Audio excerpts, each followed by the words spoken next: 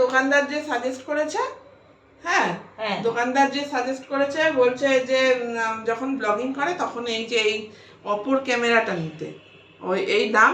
তখন বললো যে ঠকিও নি, বেশ আর ভালো হয়েছে। আমার ন্যাচারাল লাইটও ভালো, আর রিং লাইটটা জ্বালাই ওই খাবার ঘরে একটু ছাওয়া ছাওয়া মতো, ইউটিউবে দিতে হয় তো। আইফোন হচ্ছে ফালতু, হ্যাঁ একবার পড়ে গেলে আর সেটা এখন সারাই করতে অনেক টাকা লাগবে। বাবা আমার অ্যান্ড্রয়েডই সেই টাকা দিয়ে আরেকটা ফোন কেনা হয়ে যায়। হ্যাঁ তার আর থেকে কিছু টাকা জমানোও হয়ে যায়। হ্যাঁ আর যেটা সারাই করতে লাগে সেটা, যেটা সারাই করতে লাগে সেটাতে তোমার কি সারাই করতে যেটা লাগে সেটাতে নতুন আরেকটা ফোন হয়ে যাবে। হ্যাঁ ফালতু কেনে যারা কেনে, আমি মনে করব তারা ফালতু কেনে। ঠিক আছে, যাদের অনেক কাছে অনেক অনেক জমানো, হ্যাঁ ইনকাম করছে মাসে মাসে, তারা কিনতে পারে। হ্যাঁ না কিনলেই ভালো, কারণ কষ্ট করে তো ইনকাম। যাদের 3-4টে ফোন থাকে এক্সট্রা, তারা ওইটা শখে কেনে, যাতে ওইটা খারাপ হলে অন্য ফোনটা ব্যবহার করতে পারে। কি তাই না বন্ধুরা? ঠিক বললাম?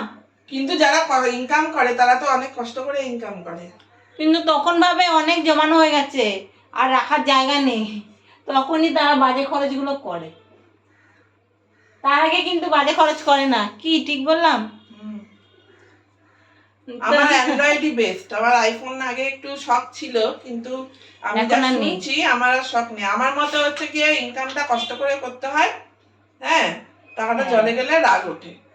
হ্যাঁ ইনকামটা কষ্ট করে করতে হয়, ওই পয়সাটা আমার মনে হয় যতই কামাবো ওই পয়সাটা মনে হচ্ছে রেখে দিলে মানে আমার বিপদের দিনে আসবে। বলা তো যায় না মানুষের কখন কি বিপদ আসে, সেইটাই। তার থেকে সেটা দিয়ে একটা সোনা জিনিস কেনাও ভালো। হ্যাঁ ওইটা রেখে দিলে দিন দিন সোনারও দাম বাড়ছে, হ্যাঁ দাম পাওয়া যাবে। ঠিক আছে, তাই না? এবার বন্ধুদের রান্না দেখাবে। তো এবার দেখো আমি আজকে কি রান্না করছি, দেখতে থাকো। দাঁড়াও দেখাচ্ছি। তোমার ফোনে ক্যামেরাটা কিন্তু জাক্কাস আসছে, বলো অ্যান্ড্রয়েড কিন্তু বেস্ট।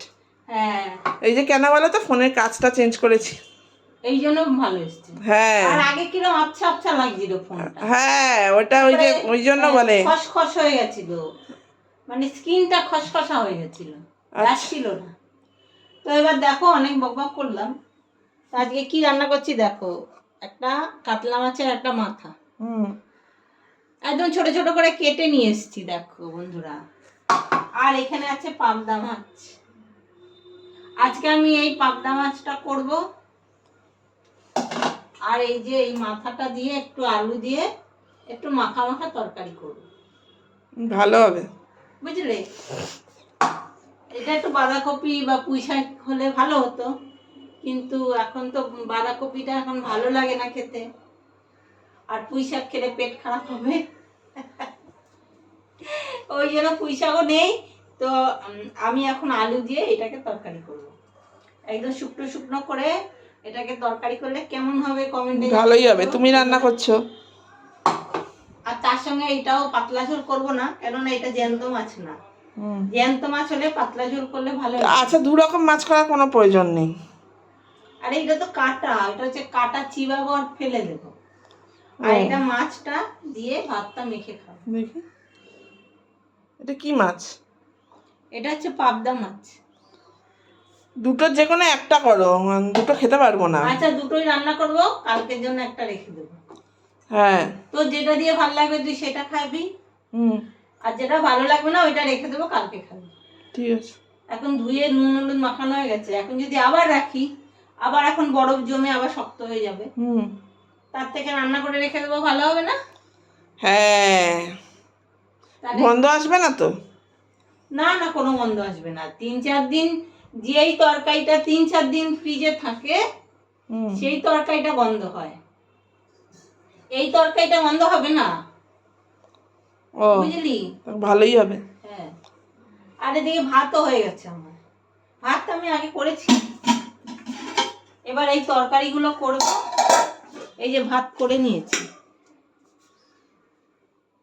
বুঝলি, এই ভাত হয়ে গেছে, ঝামেলা নেই, তরকারি দুটো রান্না করে নেব।